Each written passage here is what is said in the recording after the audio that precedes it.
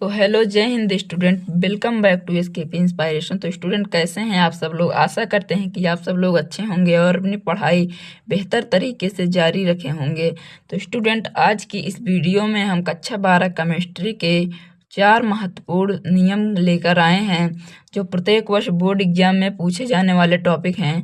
तो सबसे पहले यहाँ पर है हेनरी का नियम, और दूसरा है राउल्ट का नियम, और तीसरा कोलराउस का नियम, और चौथा फैराडे का नियम। तो आज की इस वीडियो में हम इन चारों नियमों का निपटारा करेंगे।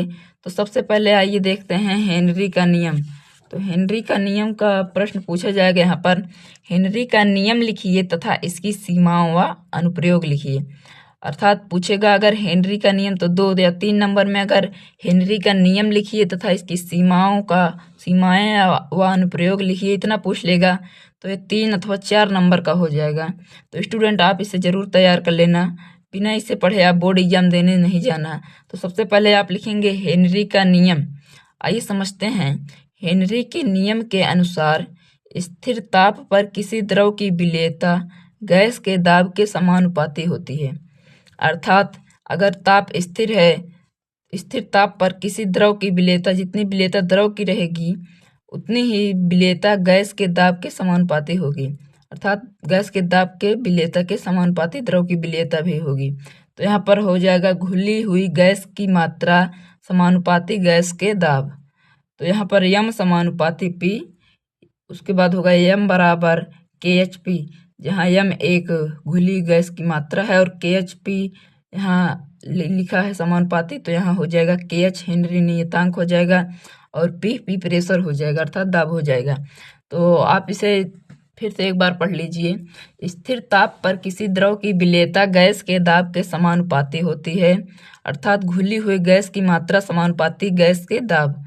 तो यहाँ पर हो जाएगा यम समानुपाती पी, तो यहाँ समानुपाती हटेगा तो इक्वल आ जाएगा और हेनरी नियतांक के एच आ जाएगा। तो यम इक्वल के एच इंटू पी। तो आइए आगे बढ़ते हैं। आशा करते हैं कि समझ में आया होगा। तो इसके आगे हेनरी नियम की सीमाएं।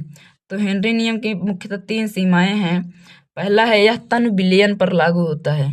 हेनरी नियम का सीमाएं मतलब अर्थात हेनरी नियम सांद्र बिलियन पर लागू नहीं होता, यह केवल तन बिलियन पर लागू होता है। और दूसरी इसकी सीमा है हेनरी का नियम निम्न दाब व उच्च ताप पर कार्य करता है। अर्थात हेनरी का नियम निम्न दाब, अर्थात ये तो दाब कम दाब और ज्यादा ताप पर कार्य करता है। अर्थात ज्यादा अगर दाब रहेगा तो और निम्न ताप रहेगा तो कार्य नहीं करता, हेनरी का नियम उस पर कार्य नहीं करेगा। और तीसरा है यह नियम उन गैसों पर लागू होता है जो विलायक से क्रिया नहीं करते, अर्थात जो विलायक से क्रिया नहीं करते उन्हीं विलयनों पर यह नियम लागू होता है। तो अगला है हेनरी के नियम के अनुप्रयोग। तो हेनरी का नियम का 4 अनुप्रयोग प्रमुख हैं। पहला है गोताखोर द्वारा सांस लेने में। गोताखोर द्वारा जब गोताखोर पानी के अंदर जाता है तो हेनरी के नियम से ही सांस लेता है। और दूसरा है शीतल पेय पदार्थ के उत्पादन में। तो स्टूडेंट, शीतल पेय पदार्थ जो है उसके उत्पादन में भी हेनरी का नियम का प्रयोग होता है। और तीसरा है फेफड़ों की क्रिया विधि में। और चौथा पहाड़ों पर पर्वतारोही द्वारा सांस लेने में। इन चारों अनुप्रयोगों को आप याद कर लीजिए। तो चलिए बढ़ते हैं अगले टॉपिक पर। आशा करते हैं कि यह टॉपिक आपको समझ में आया होगा। अगला टॉपिक है राउल्ट का नियम। तो राउल्ट का नियम भी बहुत महत्वपूर्ण टॉपिक। तो राउल्ट के नियम को परिभाषित कीजिए तथा इसकी सीमाएं लिखिए। तो यहाँ पर आपको राउल्ट को नियम को लिखना है और तथा इसकी सीमाएं लिखना है। ये भी 3 नंबर अथवा 4 नंबर में पूछा जाता है, तो इसे आप जरूर तैयार कर लेना। तो सबसे पहले आइए देखते हैं राउल्ट का नियम। तो यहाँ पर लिखिएगा राउल्ट के नियम के अनुसार। कोई भी नियम हो यहाँ लिख देना चाहिए कि पहले राउल्ट के नियम के अनुसार, अगर हेनरी का नियम है तो हेनरी के नियम के अनुसार, इसी प्रकार से सभी नियम के अनुसार लिख देना चाहिए।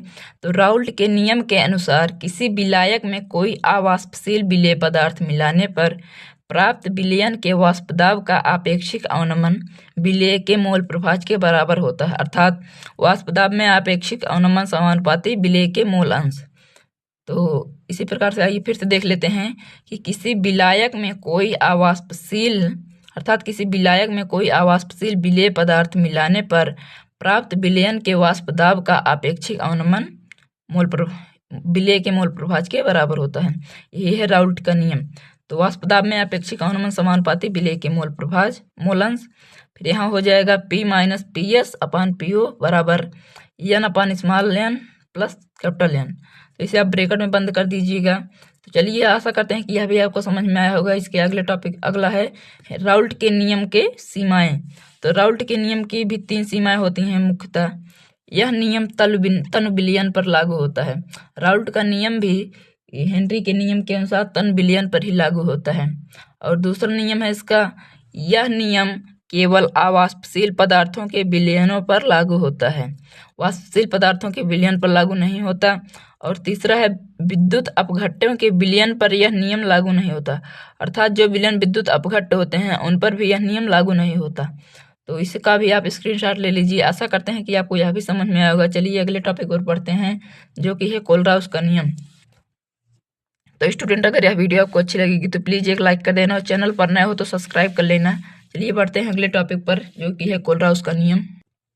तो यहाँ पर पूछेगा कि कोलराउस का नियम को परिभाषित कीजिए तथा इसके अनुप्रयोग लिखिए। अर्थात कोलराउस के नियम को लिखिए तथा इसका अनुप्रयोग बताइए। कोई भी किसी भी प्रकार से पूछ सकता है, तो आप केवल कोलराउस का नियम और उसका अनुप्रयोग लिख दीजिएगा, तो आपका 4 नंबर बिल्कुल क्लियर हो जाएगा। तो स्टूडेंट, सबसे पहले आप लिखेंगे, जैसे मैंने बताया कि कोलराउस के नियम के अनुसार अनंत तनुता पर किसी वैद्युत अपघट्ट की मोलर चालकता अथवा अनंत तनुता पर किसी विद्युत अपघट्ट की मोलर चालकता जो विलयन में उपस्थित कुल धनायनों तथा ऋणायनों के मोलर चालकताओं के योग के बराबर होती है। ओके, आइए फिर से देख लेते हैं कि अनंत तनुता पर किसी विद्युत अपघट्ट की मोलर चालकता विलयन में उपस्थित कुल धनायनों तथा ऋणायनों के मोलर चालकताओं के योग के बराबर होती है। यहाँ पर हो जाएगा लैम्डा m इंटू NaCl, फिर यहाँ lambda m Na plus lambda m Cl minus, यहाँ पर आप HCl भी लिख सकते हैं। तो यहाँ पर H हो जाएगा और यहाँ पर Cl। इसी प्रकार से यहाँ इसको ब्रैकेट में बंद कर देना कोष्टक में, जिससे एग्जामिनर का ध्यान इस पर चला जाए और आपको पूरा का पूरा नंबर दे। तो स्टूडेंट, इसका भी आप स्क्रीनशॉट ले लीजिए। इसके अगले पे पढ़ते हैं कोलराउस के नियम का अनुप्रयोग। इसके केवल 2 ही अनुप्रयोग हैं। सबसे पहला है वियोजन की कोट ज्ञात करने में, अर्थात वियोजन की कोट ज्ञात करने में कोलराउस का नियम का अनुप्रयोग होता है। और दूसरा है दुर्बल वैद्युत अपघट्ट की मोलर चालकता ज्ञात करने में। जो दुर्बल वैद्युत अपघट्ट होते हैं उनकी मोलर चालकता को ज्ञात करने में कोलराउस का नियम का प्रयोग किया जाता है। तो आशा करते हैं कि यह भी आपको समझ में आया होगा। आप इसका स्क्रीनशॉट ले लीजिए। बढ़ते हैं अगले टॉपिक पर, जो कि है फैराडे का नियम। फैराडे का प्रथम नियम और यहाँ पर आएगा विद्युत अपघटन संबंधी फैराडे का नियम लिखिए। ये तो बिल्कुल 4 नंबर में पूछा जाएगा अगर ये से आता है प्रश्न, विद्युत अपघटन संबंधी फैराडे का नियम। अगर केवल आता है विद्युत अपघटन संबंधी फैराडे का प्रथम नियम लिखिए, तो ये 3 नंबर का पूछा जा सकता है। अथवा अगर विद्युत फैराडे संबंधी फैराडे का नियम लिखिए विद्युत अपघटन संबंधी, तो दोनों नियम को लिखेंगे तो आपको 4 नंबर का क्वेश्चन होगा।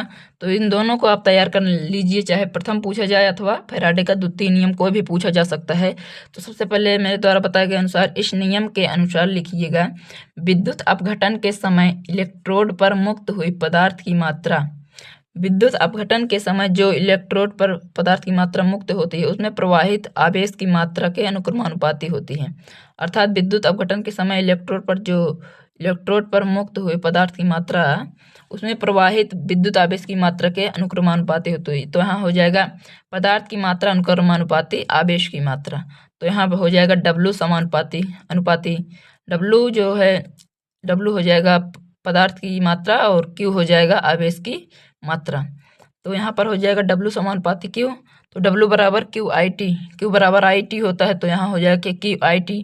तो W बराबर हो जाएगा ZIT, जो अनुपात के जगह अनुक्रमानुपाती के स्थान पर Z हो जाएगा रासायनिक तुल्यांक और इक्वल हो जाएगा। तो इसी प्रकार से फैराडे का प्रथम नियम W बराबर ZIT होता है। तो इसको भी आप कोष्ठक में बंद कर दीजिएगा। आशा करते हैं कि अभी आपको समझ में आएगा। आप इसका स्क्रीनशॉट ले लीजिए। अगले नियम पर पढ़ते हैं फैराडे का द्वितीय नियम, जो कि बहुत ही महत्वपूर्ण है। तो फैराडे का द्वितीय नियम, इस नियम के अनुसार यदि समान विद्युत धारा समान समय के लिए भिन्न भिन्न वैद्युत अपघट्टों में प्रवाहित की जाती है, यदि समान वैद्युत धारा समान समय के लिए, एक समान विद्युत धारा एक ही समय के लिए भिन्न भिन्न विद्युत अपघट्टों में प्रवाहित की जाती है, तो इलेक्ट्रोड पर मुक्त हुई पदार्थ की मात्राएं तुल्यांकी भारों के समानुपाती होती है। आइए फिर से समझते हैं। यदि समान विद्युत धारा समान समय के लिए भिन्न भिन्न विद्युत अवघट्टों में प्रवाहित की जाती है तो इलेक्ट्रोड पर मुक्त हुई पदार्थ की मात्रा तुल्यांकी भारों के समानुपाती होती है। W समानुपाती E अथवा W2 समानुपाती E2, जहाँ E1 E2 तुल्यांकी भार है और W1 और W2 पदार्थ की मात्राएं हैं। तो यहाँ हो जाएगा W1 अपान W2 बराबर E1 अपान E2। तो यही हो जाएगा फैराडे का द्वितीय नियम। तो आशा करते हैं कि आपको यह वीडियो समझ में आया होगा, सभी टॉपिक क्लियर हो गए होंगे। तो अगर यह वीडियो आपको अच्छी लगी हो तो प्लीज़ एक लाइक कर देना और चैनल पर नए हो तो सब्सक्राइब कर लेना। मिलते हैं किसी नेक्स्ट वीडियो में, तब तक के लिए जय हिंद।